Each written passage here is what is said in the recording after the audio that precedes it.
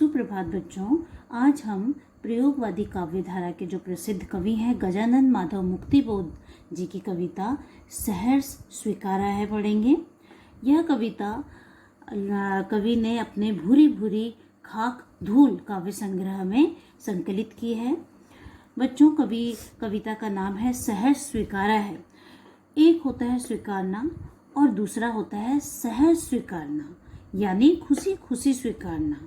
यह कविता जीवन के सुख दुख, संघर्ष अवसाद, उठापटक सम्यक भाव से अंगीकार करने की प्रेरणा देती है। यानी जो आपके जीवन में सुख दुख आते हैं, संघर्ष और अवसाद के क्षण आते हैं, ऊंचाई और जो किसी कारण आप सफल नहीं हो पाते, ये सारे जो क्षण आते हैं, इन सबको सहर्ष स्वीकारना यानी खुशी खुशी स्वीकार करना जीवन में, यह कविता उसी का संदेश दे रही है।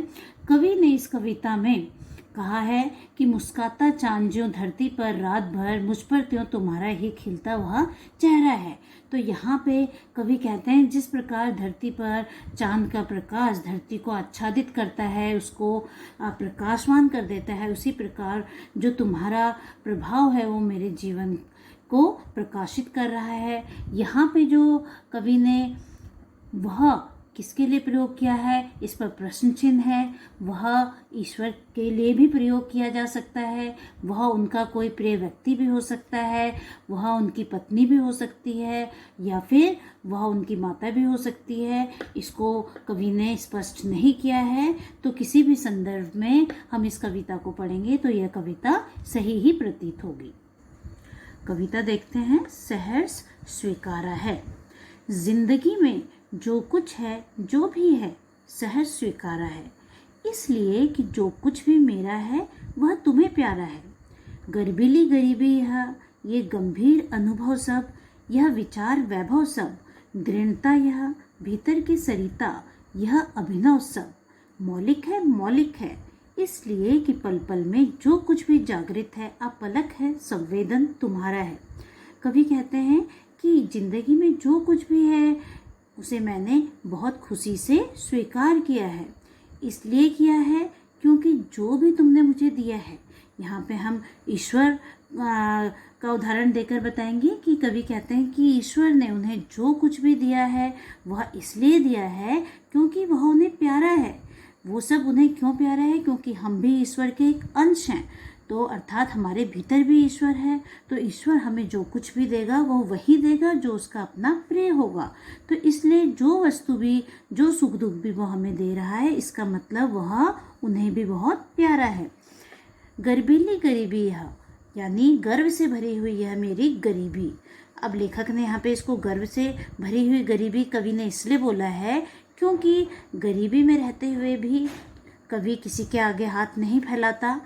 वे गंभीर अनुभव सब, जीवन में जो भी गंभीर अनुभव करता है वो सब बातें, विचार वैभव सब, यहाँ पे वो उसके भीतर उठने वाले सभी वैभवपूर्ण विचारों की बात की गई है। विचार वैभव में यहाँ पे रूपक अलंकार भी है, विचार रूपी वैभव।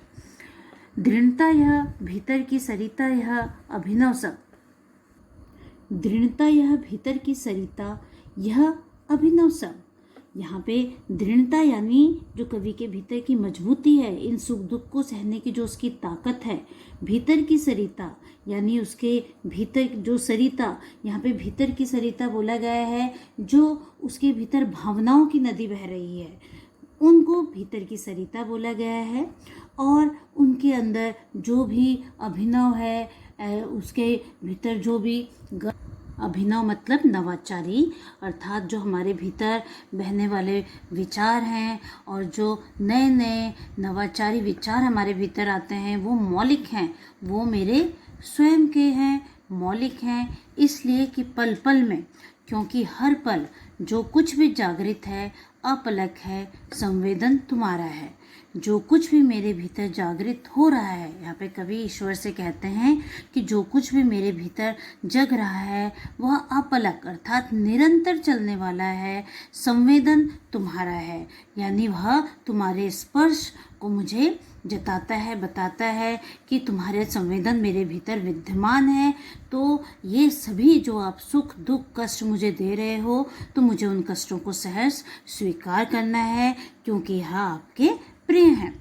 इसके बाद कवि कहते हैं, जाने क्या रिश्ता है, जाने क्या नाता है, जितना भी उड़ेलता हूँ भर भर फिर आता है।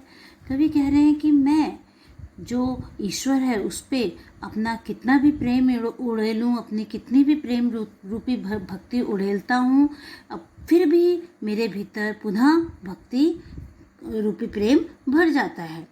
दिल में क्या झरना है, मीठे पानी का सोता है।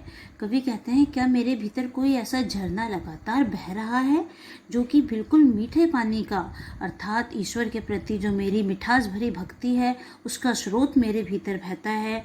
भीतर वह ऊपर तुम, भीतर मेरे भीतर तुम्हारी यह भक्ति रूपी स्रोत बह रहा है और उसके ऊपर तुम मुस्काता चांद जो धरती पर रात भर तुम मेरे जीवन में उसी प्रकार मुस्कुराते हो जिस प्रकार इस धरती पर चांद का प्रकाश धरती को प्रकाशित कर रहा है, उसी प्रकार ईश्वर भी मेरे इस संपूर्ण जीवन को प्रकाशमान किए हुए हैं। मुझ पर क्यों तुम्हारा ही खिलता हुआ चेहरा है और मेरे जीवन रूपी इस चेहरे को मुस्कुराता जो है वह ईश्वर का ही प्रकाश है। तो यहाँ पे कवि ईश्वर की जो भी देन है उसको सहर्ष स्वीकारना चाहते हैं, उसको आत्मसात करना चाहते हैं, उसे खुशी खुशी अपनाना चाहते हैं।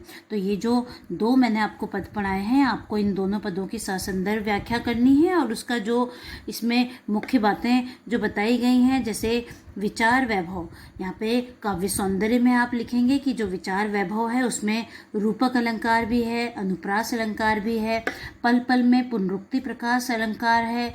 इसी प्रकार जो ये पूरा काव्य है ये मुक्तक छंद में है और इसमें संबोधन शैली का इस्तेमाल किया गया है, क्योंकि यहाँ पे ईश्वर को या बोलिए अपने किसी प्रिय को कवि ने संबोधित किया हुआ है, इसलिए यह संबोधन शैली में लिखा हुआ है।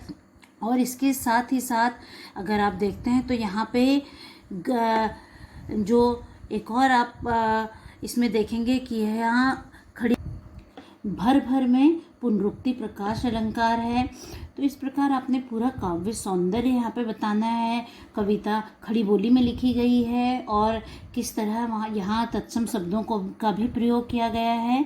तो इन सब बातों को आपने काव्य सौंदर्य में लिखना है और इस कविता की ससंदर्भ इन दो पदों की आपने व्याख्या करनी है। तो आज के लिए इतना ही। Thank you.